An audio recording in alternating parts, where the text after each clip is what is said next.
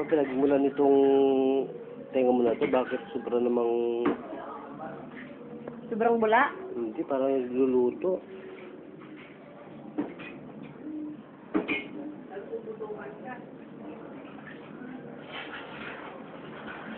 Wala.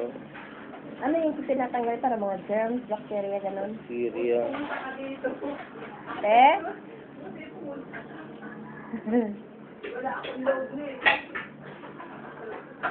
Hindi rin kita ma-text eh. Wala din ako load kasi. Naantay kita kanina. Sabi ko, oh, hindi pa nag-text si ate. Baka ano, sulog pa. Live tayo dito sa Davao, ha? Kaya? Davao na sa Davao tayo. Wala tayo sa Cotabato. Mm. Ano ba yung nangyari dyan? Bakit nagkaroon ng problema yung ano mo? Hindi ka na nakakarinig mong maganda, gano'n? Oh, minsan, ano siya, minsan parang malayo yung pandinig ko. Pero okay naman siya. Minsan ko lang mararamdaman yung gano'n. Pero yung ano, yung parang may tigsa sa loob na wala siyang ano, wala kasi siyang mata. Wala siyang labasan. Tapos pagka after 2 months, lilipat na naman siya sa kabila. Doon na naman, nananakit na naman yung tenga ko. Kahit anong antibiotic ang inumin ko, walang ano. Wala siyang epekto. Malay mo dito, mawala siya.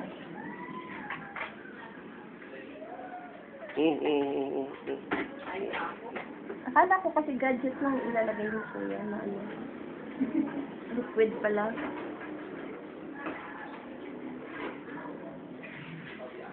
Kahit sa mga bata, pwede.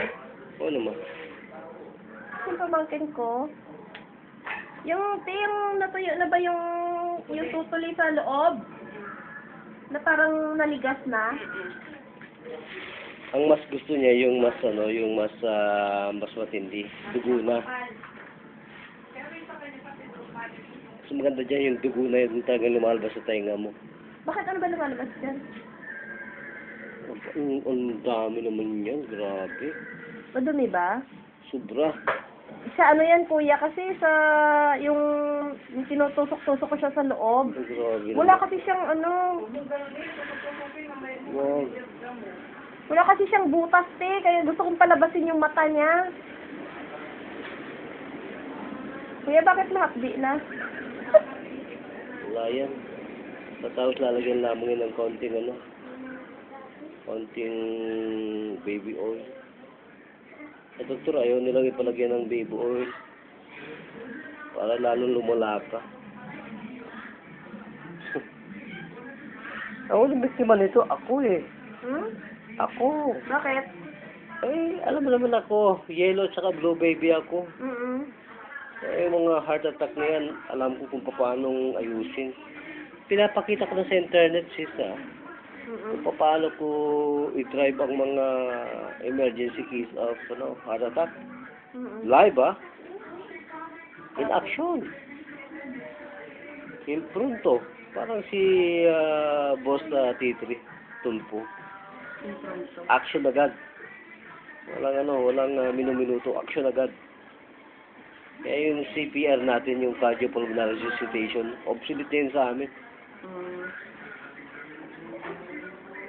Ano ba ang hising namin sa judo?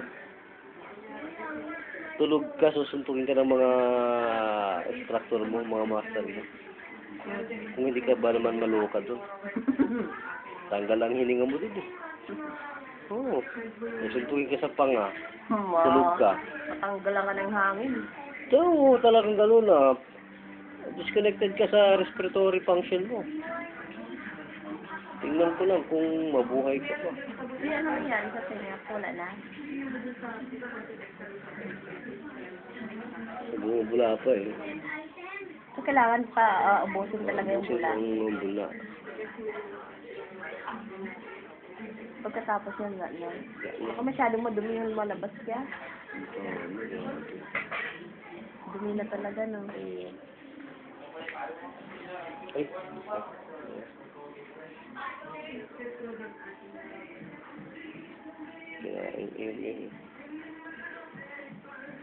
Hindi na masyado.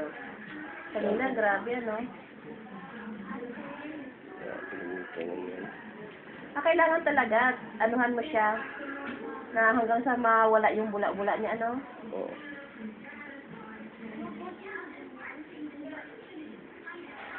Ano ang ginawa mo ng beauty mo? Hindi ko pumunta ng ENT agad yung mga ganong senaryo. Magtitipid ka naman, mayaman naman yung asawa mo.